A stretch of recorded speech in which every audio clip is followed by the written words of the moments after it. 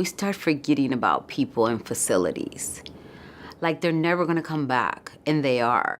At least we can provide some services for when they come back, they can come back to some kind of normal. Because if they come back to the same environment and nothing was done while they were locked up, then their turnaround is gonna be, what, a month, a few months, a year? They're gonna be right back. I would like to tell survivors that are incarcerated that they are worthy and deserving of healing. Our role is to be there for them for whatever they need, whether it's advocacy, whether it's resources, whether it's just that emotional support. Nobody deserves to have to go through the pain, the emotional, psychological, physical pain that it is a sexual assault or a rape. Because we all deserve to be treated with respect. We all need to be treated as human beings. A survivor is a survivor, and regardless of what information you have about them or what you may know, even if you don't necessarily agree with all the choices that they've made in their life, in that moment when you're meeting one-on-one with them, they are a survivor. And we can't have any biases about who we help and who we don't. I believe everybody deserves second chances, and I know that that is exactly what we're doing. People kind of develop this line where they feel like you're either a victim or survivor, or you're the perpetrator. And they forget that a lot of perpetrators were victimized and are being victimized currently. There is no fine line, it overlaps.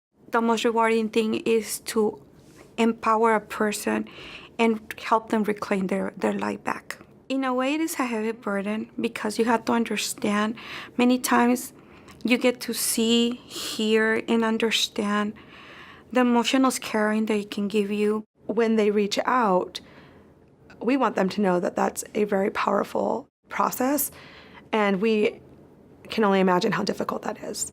As an advocate, I feel that it's an honor that incarcerated survivors trust us with that.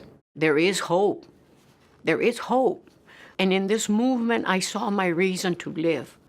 And I remember promising my son, when I saw him in the box, that I would be out there for any person that needed me, that needed to talk to somebody, that needed to hear those words that he maybe never heard.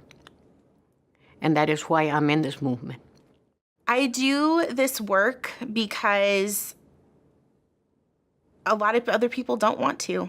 People that are underserved and underrepresented are the ones who need the most help. They're somebody's father, they're somebody's son. They're people that need help. Our job is just to be there for them, and what they need and who they are or what they've done doesn't really matter in any context, whether they're incarcerated or they're a victim in the community. There's a lot of work to be done, and I know that there is no other place than a crisis center where you can really learn and be able to help those people that are out there suffering. We're told, those that are incarcerated, they're criminals, and yet we expect when they're released that they're going to be able to just be in the community.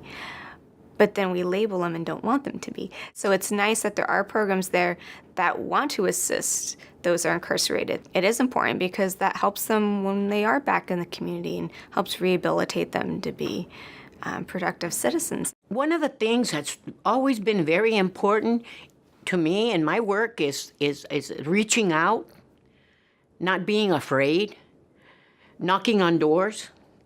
There'll be people that'll turn you down, but we're there because there's going to be that lost soul right there that wants to know more about what's going on in the world. Incarcerated survivors really need you, and you have the skills to do this, as well as the facilities themselves need you, because it's going to make their life better once they see the abilities that advocates come in with. I would like inmates to know that we're working hard to get in to provide them services, but to also know that when they get out, these services are here for them. They just need to look for them. We are going to be there for them if we haven't been there already. So hold on, we're coming.